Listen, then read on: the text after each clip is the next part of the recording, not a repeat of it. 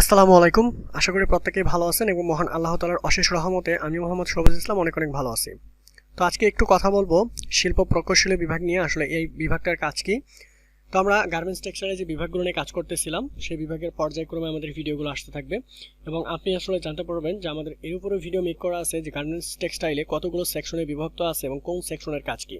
তার ভিতরে আজকে আমাদের পড়ে গেছে শিল্প প্রকৌশলী বিভাগটার কাজ কি। তো কথা না বাড়িয়ে চলুন শুরু করা যাক। এবং আপনি যদি ফার্স্ট টাইম ভিজিট করে থাকেন তাহলে অবশ্যই একটা রিকোয়েস্ট থাকবে সাবস্ক্রাইব করার জন্য। Let's get start now.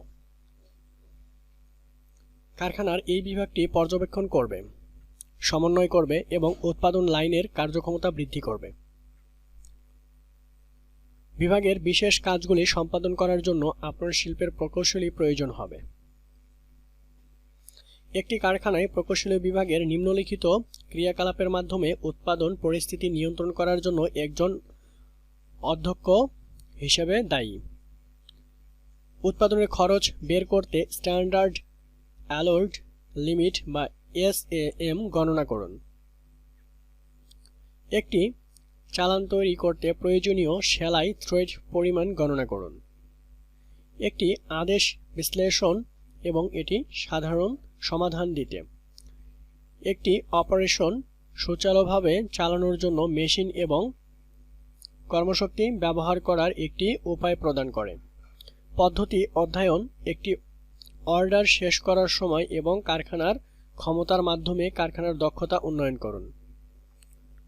উৎপাদন লাইন সমন্বয়, আসলে প্রত্যেকটা লাইন সমন্বয় আছে কিনা সেটা চেক করতে হবে। শ্রম খরচ গণনা এবং অপারেটিং খরচ, আসলে আমাদের শ্রমিকের জন্য টোটাল খরচ কত হচ্ছে এবং অপারেটিং সিস্টেমে খরচ কত হচ্ছে। গবেষণা এবং বিস্তারিতভাবে উৎপাদন পদ্ধতি বিকাশ, আসলে উৎপাদনটা কিভাবে বৃদ্ধি করা যায় সেটা বলা হয়েছে। উৎপাদন পদ্ধতি সম্পর্কে তথ্য সংরক্ষণ করা, আসলে এই তথ্যটা সংরক্ষণ করে আমরা ইন ফিউচারে কি করতে পারি সেটাকে এখানে বেস করা হয়েছে। উৎপাদন নিয়ন্ত্রণ করুন, আসলে উৎপাদনটা আমরা কিভাবে নিয়ন্ত্রণ করতে পারি এবং এর ভালো ফল কিভাবে আমরা এক্সপ্লেইন করতে পারি, এই বিষয়গুলো খুঁটিনাটি বিষয়গুলো আপনাকে জানতে হবে অবশ্যই।